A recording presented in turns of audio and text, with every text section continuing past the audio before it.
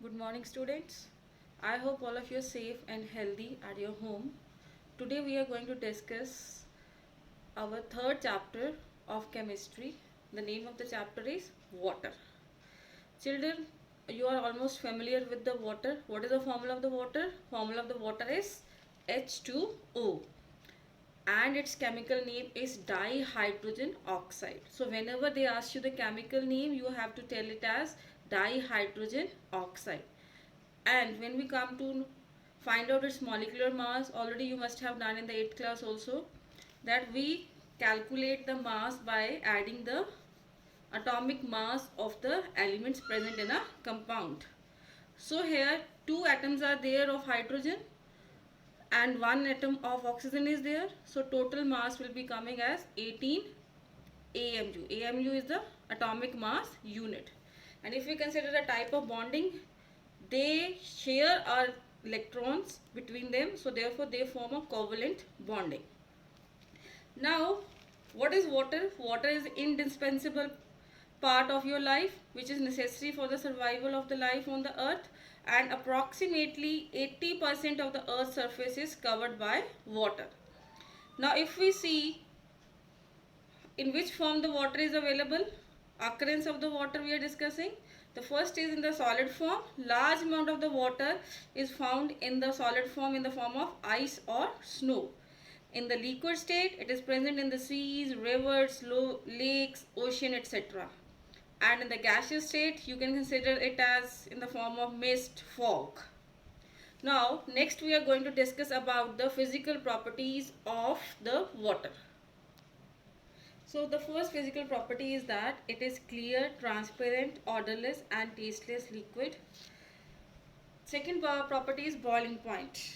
Now under normal condition and pressure, pure water boils at 100 degrees Celsius, and when the pressure is greater, boiling point also increases.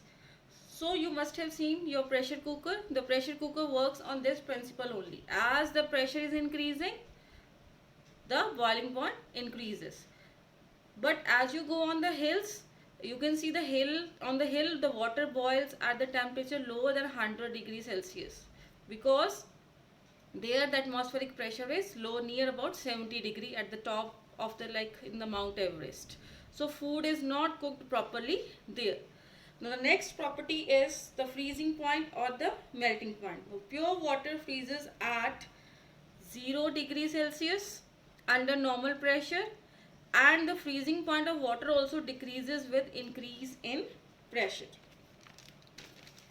Next important property is its anomalous expansion of the water. Water has an unusual one property, that is when it is cooled, it first contracts in volume, but as the temperature goes below 4 degrees Celsius, it starts expanding, and it continues to do it till the temperature reaches 0 degree Celsius. And this is the point when it freezes into the ice. And this property is mainly used by the marine life to exist in the colder regions of the world. Now next, very important two terms are there. You have to learn their definition. The first term is the latent heat of fusion of ice. It is the amount of heat required to change a substance from a solid state to its liquid state at its melting point without any change in temperature.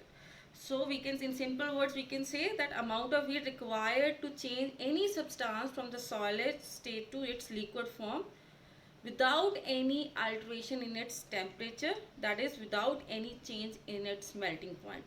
And its value is coming 336 joule per gram, or it can be an 80 calorie per gram. So you have to learn this definition, and also you have to learn this value. Next is latent heat of vaporization of the water. It is the amount of heat required to change the water into the vapor. We can say amount of heat required to change the liquid form into the gaseous form at its boiling point without any change in temperature. and its value is 2268 joule per gram or 540 calorie per gram. So you have to learn these two terms. Another term is that specific heat capacity. Now what is specific heat capacity? It is the fixed amount of heat that is absorbed by a 1 gram of water when it is heated through 1 degree Celsius. That is, if you take 1 gram of the water and then you heat it through 1 degree Celsius, it will always absorb 4.2 joules of heat energy. Now another important point comes, you have done many times in the lower classes also, question comes, why water act as a universal solvent? Because it dissolves almost the substance and form their aqueous solution. It has a very high dielectric constant. As a result, so what are the strong forces? That is the electrostatic force of attraction between the positive and negative ions, and it dissolve even the inorganic compounds also, which are usually electrovalent. Electrovalent means which are usually in ionic form. So it is not only that they dissolve the solids, but they also dissolve the gases and other liquids also. So it is difficult to find absolutely pure water in nature.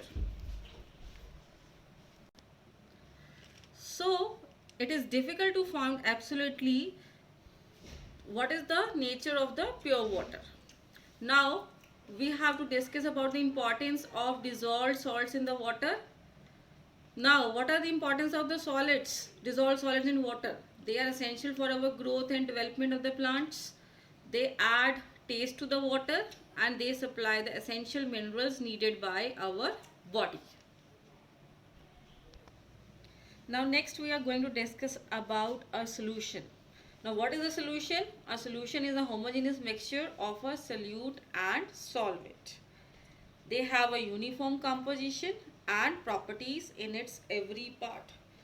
I think you must be familiar with what is solvent and what is solute. Again, I am telling it, solvent is the component that allows a substance to dissolve in it, like water. Water is a solvent which allows the other substance to dissolve in it, and solute is a component which dissolve in that substance, like sugar, salt.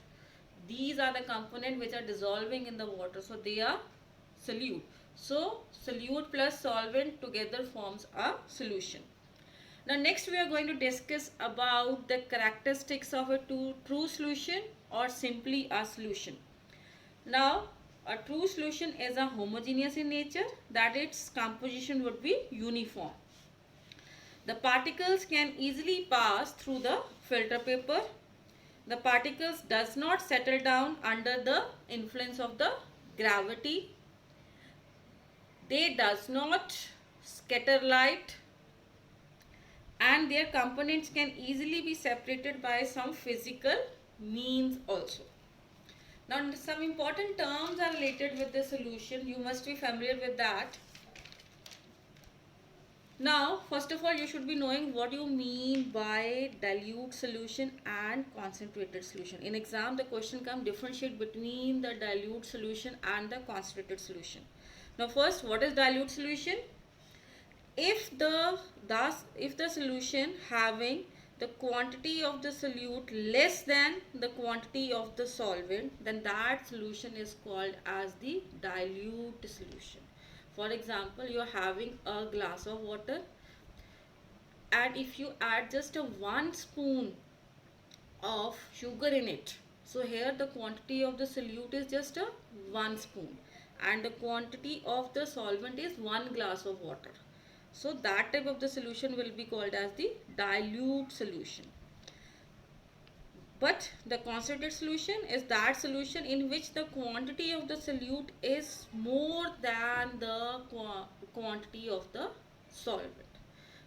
You can take the example similar manner. You take a half glass of water and you add in that 10 spoons of sugar in that. So that type of the solution will be called as the concentrated solution. Now next we are going to discuss about the types of the solution on the basis of their solubility. We are classifying the solution on the basis of their solubility. Now first type is unsaturated solution. Now what is unsaturated solution? If no more solute can be dissolved in solvent at a particular temperature. No more not, that is wrong.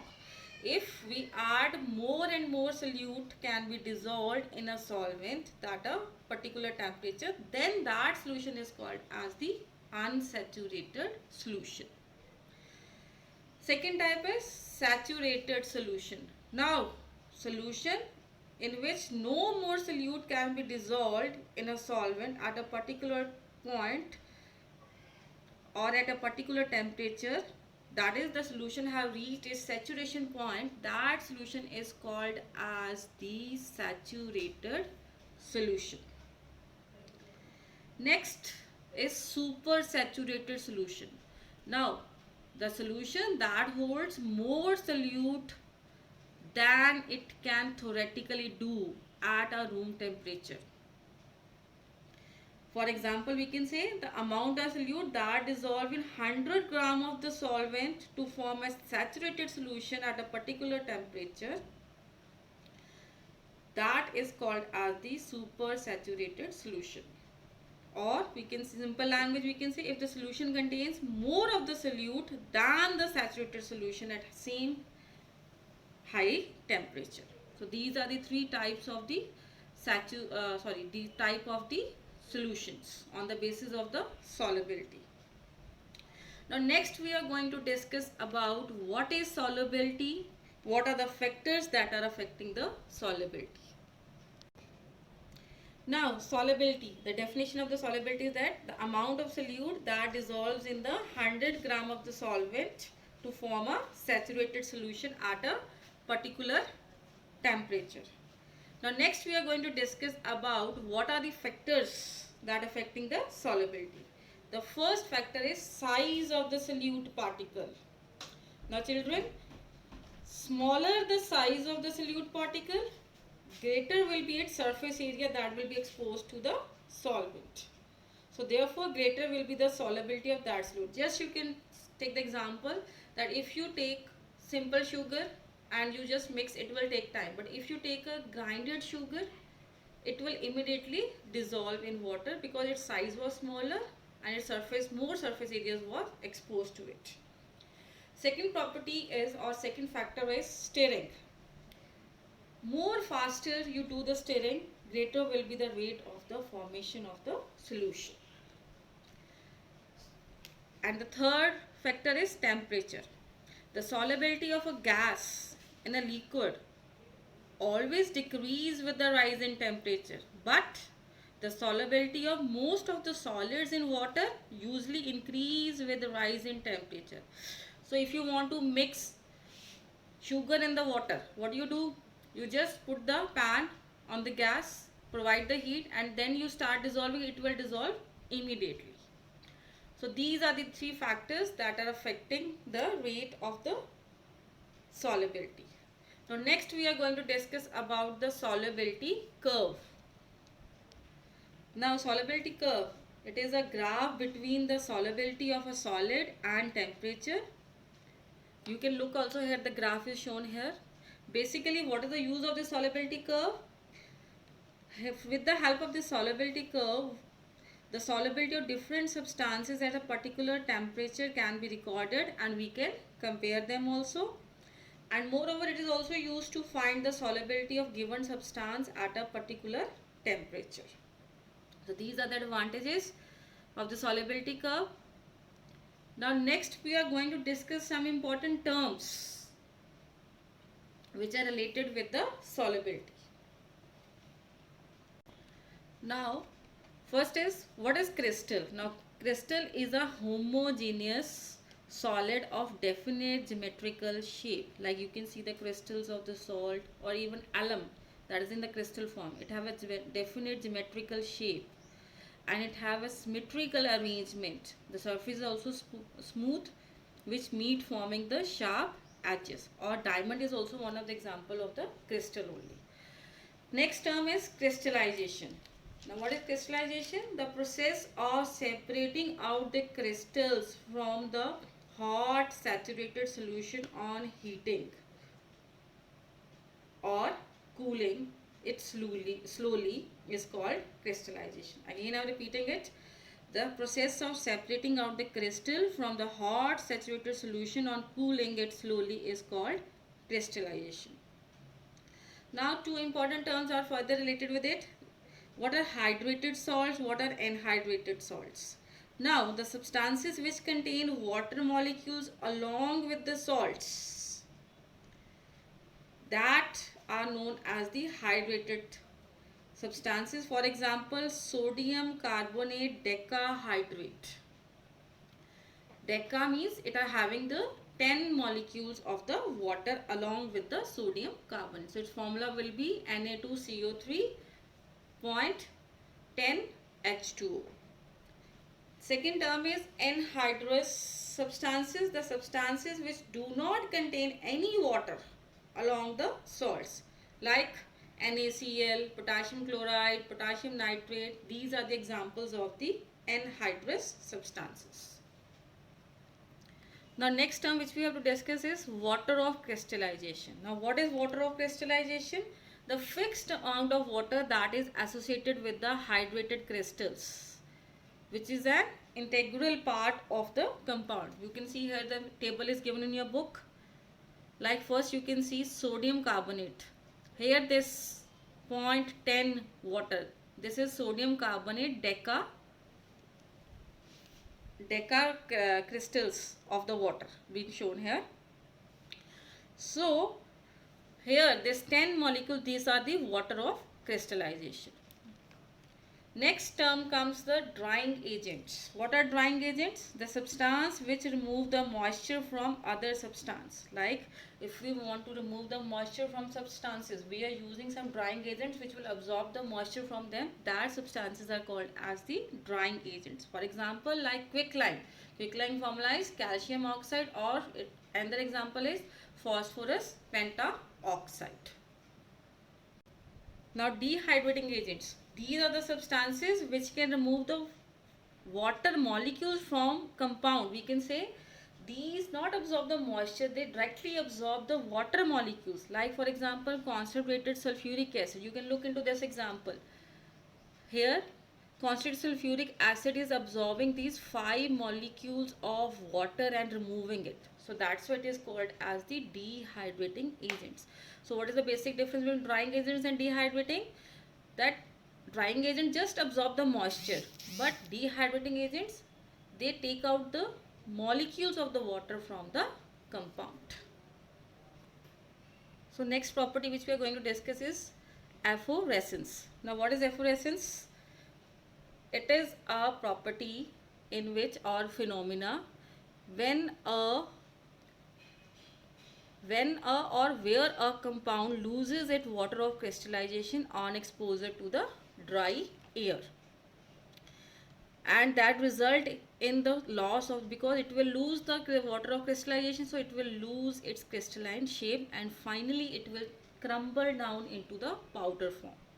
So that salts are known as efflorescent salts. Example like washing soda, Glauber salt, Epsom salts, these are the examples. Now next property which we are going to discuss is deliquescence. Now certain salts, when they are left to expose to atmosphere, they absorb the moisture.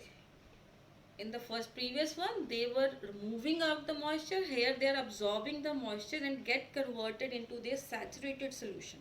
So that substances are called as deliquescent substances. Example like ferric chloride, magnesium chloride. Next term comes the hygroscopy. Now what is hygroscopy? There are certain substances which are absorbing the moisture, or we can say water vapor from atmosphere, when they are exposed to it, but they will not form the solution. They will absorb moisture, but that much not that they can be converted into a saturated solution. That substances are called as hygroscopic substances, and this phenomena is called as hygroscopy. Like for example, concentrated sulfuric acid, quicklime, phosphorus pentaoxide. Now next we are going to discuss about the types of water. Basically there are two types of the water. We classify them into as soft water and hard water. So first of all we will discuss about what is soft water and what is hard water. Now soft water, the water which has low concentration of the dissolved minerals in it and easily forms leather with the soap. That water is called as soft water. You can give the example like rainwater or distilled water. These are example of the soft water. Now what are the advantages of the soft water? Because questions come in this manner. Give the advantages and disadvantages of the soft water. So first we are going to discuss about the advantages. It gives leather easily with the soap. Moreover, it does not stain the clothes by forming the sticky scum. So we can say the cleaning of the clothes becomes easy with the soft water. Now what are the disadvantages of the soft water? It is not good for healthy teeth and bones, because you know our teeth and bone require calcium. Some minerals we require, but it does not contain any minerals, so that is not good for our body. And moreover, it gives unpleasant taste in our mouth also. Now the second type of the water is hard water. Now the water which has appreciable quantity of dissolved minerals like calcium and magnesium and does not give any lather with the soap, that water is called as hard water. Example like natural water such as well water or spring water. Now what are the advantages of hard water? It is good for healthy teeth and bone as it contains dissolved salts of calcium and iron in it. It also gives pleasant taste to water also due to the presence of dissolved minerals in it. But there is the biggest disadvantage of hard water, that it does not form lather with the soap and it forms a sticky scum which stains the fabric. So that's why it is not advised to wash your clothes with the hard water. Now next question comes that what thing made this water as a hard? Before that we have to discuss about the cause of hardness of the water. Basically it is due to the presence of bicarbonates. Bicarbonates means hydrogen carbonates. Like here you can see it is calcium carbonate reacting with the carbon dioxide and water forming calcium bicarbonate. Magnesium carbonate reacting with the carbon dioxide and water forming magnesium bicarbonate. So basically hardness is due to the presence of the bicarbonates or chlorides or sulfates of calcium and magnesium. Now next the topic comes types of hardness. There are two types of hardness, that is the permanent and the temporary hardness. First we are going to discuss about the temporary hardness. Temporary hardness is caused by the presence of the bicarbonates of the calcium and magnesium. You can look into this equation. Here, calcium bicarbonate, when you boil it will again change into calcium carbonate plus water and carbon dioxide will be formed. So that's why means we can overcome this hardness just by simple methods, by boiling or that. Now second type of the hardness is permanent hardness. Now this type of the hardness is caused due to the presence of the chlorides and sulfates of the calcium and magnesium. So next we are going to discuss about the ways or the methods how we can remove the hardness. The first is how we can remove the temporary hardness, just simply by boiling. If you boil them, like for calcium bicarbonate, it will be getting changed into calcium carbonate, water and carbon dioxide gas will be released. We can also remove it by adding of the lime, and that specific process is known as the Clagg process. You can look into this process. This reaction, calcium bicarbonate, we are adding calcium hydroxide, reacting it with that, and it will form calcium carbonate plus water molecules are formed. Similar manner, magnesium bicarbonate is reacting with the calcium hydroxide. It will form magnesium carbonate, calcium carbonate plus water is formed. Or we can also do it by adding the washing soda. Now whenever in the hard water, if we add washing soda, soda ash is added, the corresponding insoluble carbonates, they will settle down and they can be removed by filtration. You can see here reaction, Calcium bicarbonate is reacting with sodium carbonate, forming calcium carbonate and sodium bicarbonate. And the last and the foremost important question is, what is the cleansing action of the soap and detergent? Explain.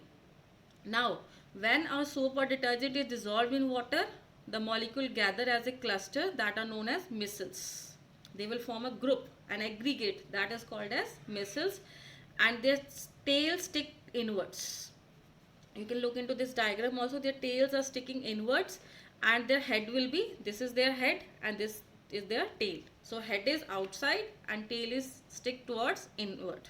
So on cleaning, the hydrocarbon tail that attach itself to the oily diet, whatever oil dirt or something stain is there.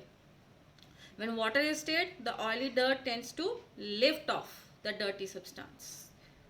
So with the water force, the dirty substance will come up and it will dissociate into fragment, means it will dissociate into the pieces, and that will give a chance to other tails also to get stick to that oil dirt. So the negatively charged head present in the water, they will prevent the small globules from coming together, and in this way they are separated out, they are removed from the clothes. So this is the cleansing action of the soap. I hope the chapter is clear to you. I have discussed all the important points. Thank you. Have a nice day.